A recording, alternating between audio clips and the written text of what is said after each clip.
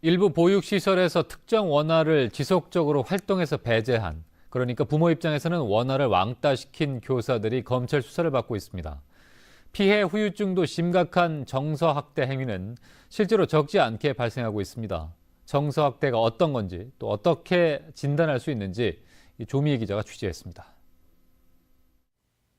교사의 손짓에 고개를 푹 숙인 5살 어린이. 다른 원아들은 다 앉아 수업에 참여하는데 교사는 이 아이에게만 또 저리 가라는 손짓을 하고 아이는 구석에 우두커니 서 있습니다. 엄마가 챙겨준 간식을 교사한테 빼앗긴 아이는 울음을 터뜨립니다.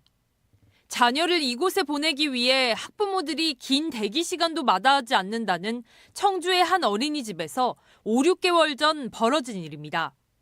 이 어린이집의 20대 담임교사 2명은 한 달 반 동안 한 원아를 무려 40여 차례나 수업에서 배제하고 간식을 빼앗아 먹는 등 정서학대 혐의로 검찰에 송치됐습니다.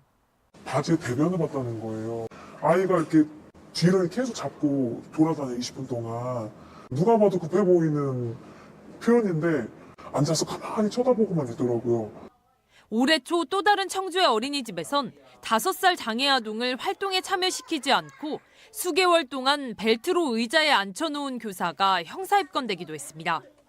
보육시설에서 이렇게 특정 아동을 활동에서 배제시키거나 밀폐된 공간에 방치 또는 공포심에 몰아넣는 행위는 모두 정서적 학대에 해당됩니다.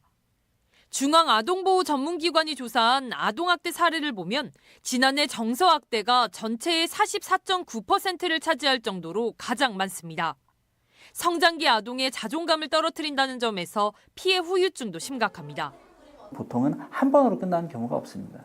굉장히 지속적으로 만성적으로 어떤 한 아이에 대한 존재감이라든가 이런 것들을 계속 저하를 시키고 아이의 자신감을 위축시키고 이런 과정들이 계속 장시간에 걸쳐서 일어나는 경우가 많기 때문에 빈도와 심각성도 높지만 입증이 쉽지 않아 실제로 형사 입건까지 가는 경우는 드문 게 현실입니다.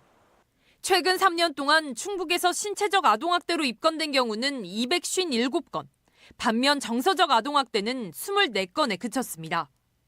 전문가들은 정서학대는 외상이 남지 않기 때문에 자녀의 언행이 평소와 다르고 학대가 의심된다면 날짜와 시각 등을 기록해둔 뒤 CCTV를 확인하는 방법을 권하고 있습니다.